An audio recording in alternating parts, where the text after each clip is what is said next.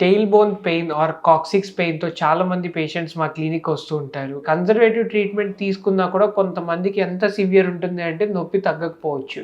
నడిచి కింద పడినా కరెక్ట్‌గా సీట్ కింద తగిలినప్పుడు ఏమవుతుందంటే కాక్సిక్స్ అనేది కొంచెం బ్రేక్ అయ్యే అవకాశం ఉంటుంది.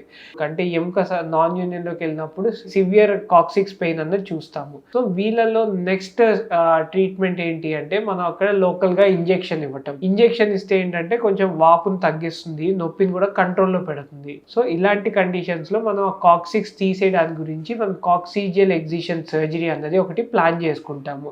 ఇది చేయటం సింపులే, భయపడాల్సింది ఏమి ఉండదు. కానీ దీంట్లో వచ్చే మేజర్ ప్రాబ్లమ్ ఏంటి అంటే పుండు మానకపోవటం. మనం ప్లాస్టిక్ సర్జరీని ఇన్వాల్వ్ చేసి జెడ్ ప్లాస్టీ అని చేస్తాము. దీనివల్ల హీలింగ్ ఇష్యూస్ కానీ వూండ్ ఇన్ఫెక్షన్స్ కానీ చాలా వరకు తగ్గిపోతుంది.